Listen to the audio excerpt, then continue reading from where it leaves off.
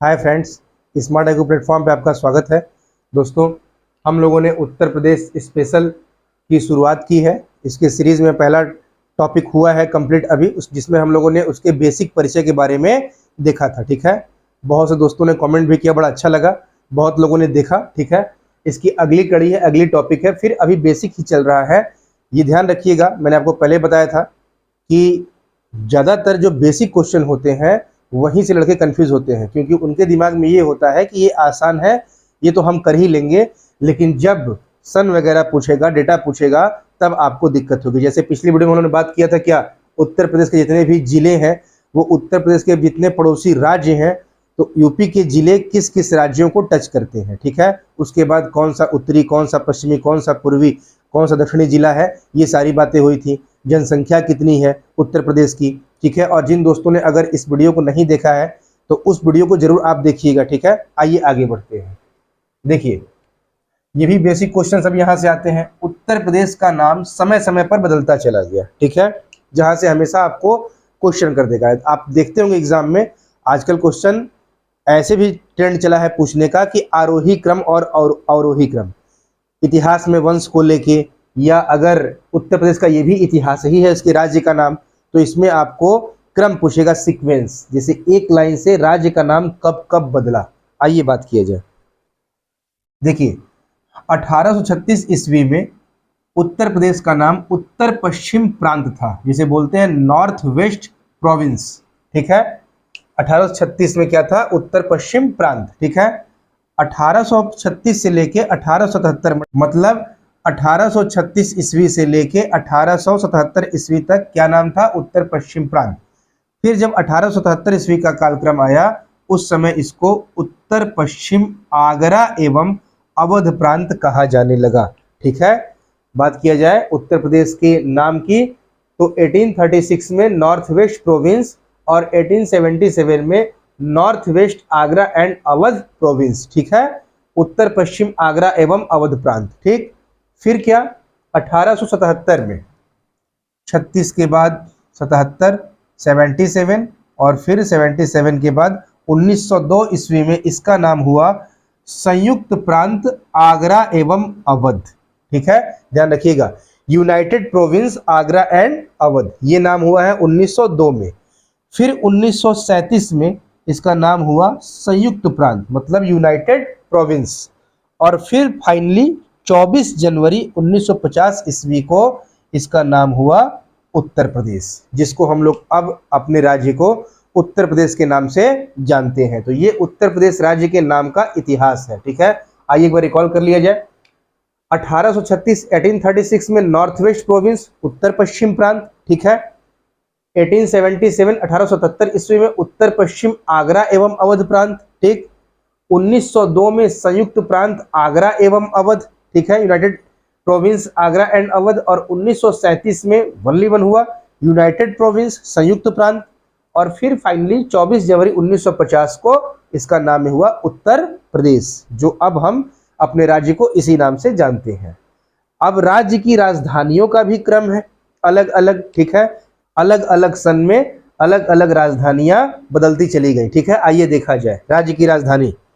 1836 में आगरा उत्तर प्रदेश की राजधानी अगर आपसे पूछेगा 1836 ईस्वी में, क्या बताएंगे? आगरा। फिर 1858 में उत्तर प्रदेश की राजधानी क्या बनी? इलाहाबाद। ठीक है, इस चीज को ध्यान रखिएगा। ठीक है, फिर 1921 में लखनऊ बनी, लेकिन ये आंशिक रूप से, अभी पूरी तरह से नहीं बना था, लेकिन फिर भी क्वेश्चन है। ठीक है, कि 1921 ईस्वी में उत्तर प्रदेश की राजधानी क्या थी? तो लखनऊ थी, लेकिन अभी क्लियर नहीं था, आंशिक रूप से। 1935 ईस्वी में 1935 में फाइनली लखनऊ जो है ये पूर्णतः उत्तर प्रदेश की राजधानी बनी। तो उत्तर प्रदेश की राजधानी का क्रम क्या है? 1836 में आगरा, 1858 में इलाहाबाद, फिर 1921 में लखनऊ आंशिक रूप से, और 1935 में लखनऊ पूरी तरह। ठीक है, और वही 1935 से लेके अब तक जो उत्तर प्रदेश की राजधानी है वो क्या है? लखनऊ है। ठीक है, आइए आगे बढ़ा जाए। आगे हम लोग बात किया जाए, जो यहाँ से भी बहुत इंपॉर्टेंट क्वेश्चन पूछता है, बहुत इंपॉर्टेंट है, कहे ना कि लगता बेसिक है लेकिन क्वेश्चन बहुत इंपॉर्टेंट बनते हैं। क्या है भाई? अक्षांशीय स्थिति, यहां से आपको लैटिट्यूड एंड लॉन्गिट्यूड के बारे में अक्सर पूछेगा यूपी के, ठीक है, कि उत्तर प्रदेश कितने लैटिट्यूड से लेके कितने लैटिट्यूड तक ये है, ठीक है, और कहां लॉन्गिट्यूड से कितने लॉन्गिट्यूड तक इसका विस्तार है, ठीक। आइए देखा जाए। 23 डिग्री 52 मिनट, इसको 52 मिनट पढ़ते हैं, 23 डिग्री 52 मिनट उत्तरी अक्षांश से लेकर 30 डिग्री 24 मिनट उत्तरी अक्षांश तक, ठीक है। देखिए यहाँ पे भी लिखे हैं हम, अगर बात किया जाए तो ये आपका 23 डिग्री 52 मिनट से लेके 30 डिग्री 24 मिनट जो यहाँ लिखा गया है उत्तरी अक्षांश, ये आपका क्या है, यहाँ से अगर हम लें और यहाँ तक अगर पूरे भारत के मैप को लिया जाए तो आप अब ये उत्तर दक्षिण मत समझिएगा, पूरे इंडिया में यूपी के लोकेशन को लेंगे तो यहाँ से लेके यहाँ तक अक्षांश के रूप में लैटिट्यूड लाइन, ये उत्तरी अक्षांश है, उत्तर उत्तर ये सब उत्तर बढ़े जा रहे हैं, ठीक है। तो उत्तरी अक्षांश में क्या है, तो इसका विस्तार क्या है, 23 डिग्री 52 मिनट से लेके 30 डिग्री 24 मिनट तक, ये क्या है, इसका उत्तरी अक्षांश का विस्तार है। और लॉन्गिट्यूड की बात किया जाए, मतलब लॉन्गिट्यूड यहाँ से लेकर आपका यहाँ तक, जिसे बोलते हैं देशांतर रेखा, ठीक है। ये भी ध्यान से समझ लीजिए, मैं ज्योग्राफी जब पढ़ाऊंगा तो आपको बताऊंगा, लेकिन एक आपको परिचय दे देते हैं। लैटिट्यूड अक्षांश से हमें किस चीज की जानकारी मिलती है, वहां के जलवायु की, ठीक है, वहां के मौसम की, ये सारी चीजें हम पता करते हैं। और देशांतर लॉन्गिट्यूड से उस जगह की, उस क्षेत्र की, उस देश की किसी भी जगह की देशांतर से समय का ज्ञान होता है, ठीक है।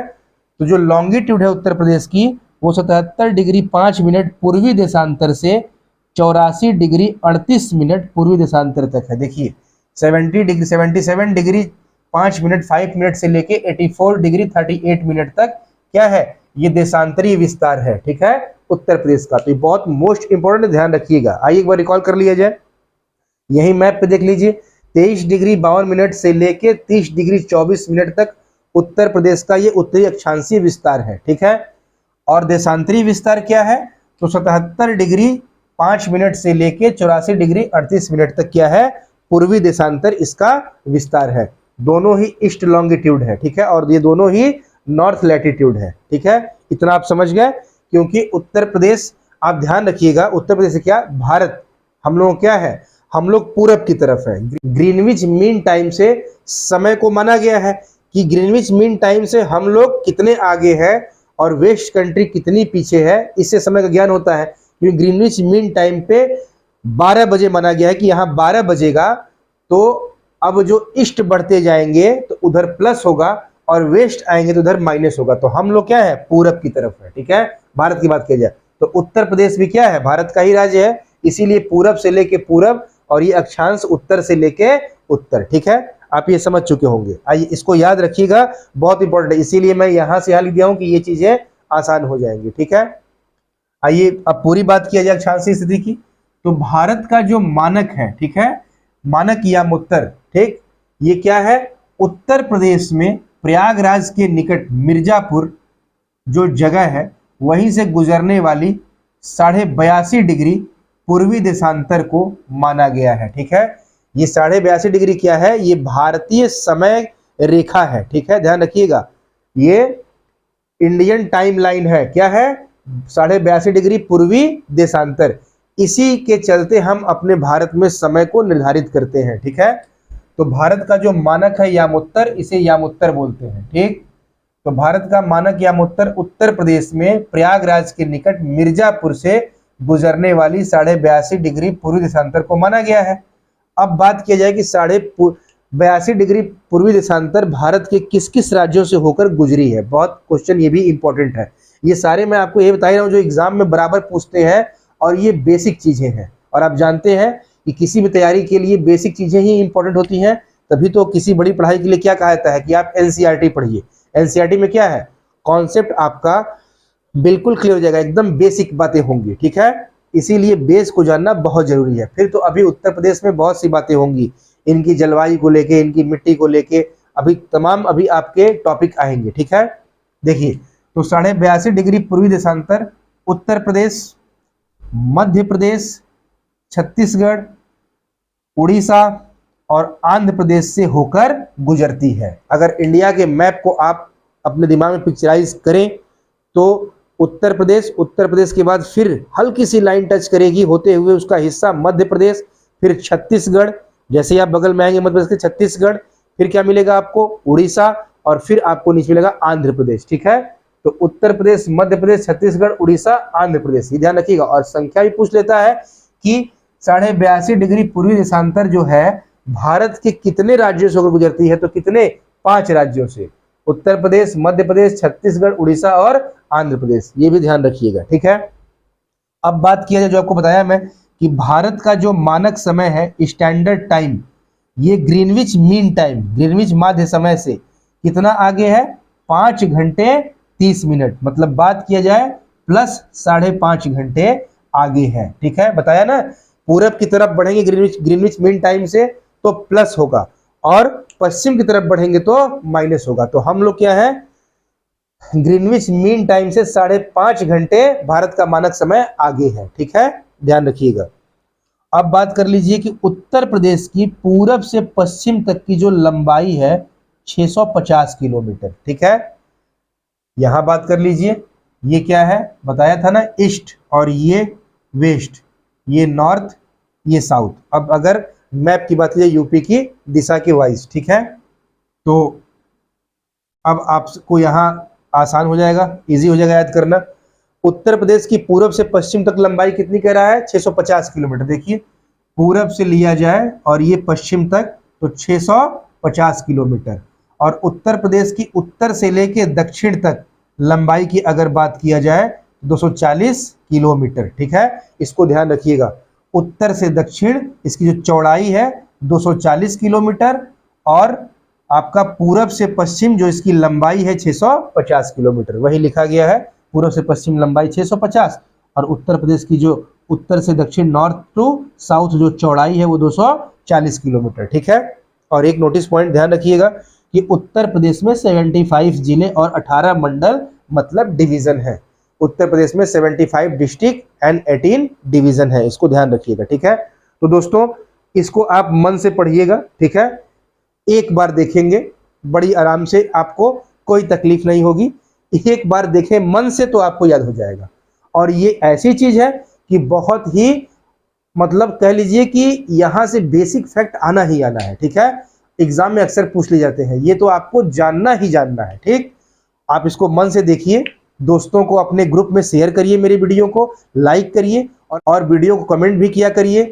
मेरे बहुत से दोस्त कमेंट नहीं करते हैं, तो आप लोग जरूर किया करिए, और जो क्वेश्चन फंसे मैं आपसे कहा ही हूँ कमेंट बॉक्स में लिख दिया करिए, अगली वीडियो में आपको क्लियर कर दी जाएगी। ठीक है, चलिए दोस्तों, हम जल्द ही मिलते हैं आपको नेक्स्ट वीडियो में। Thank you so much.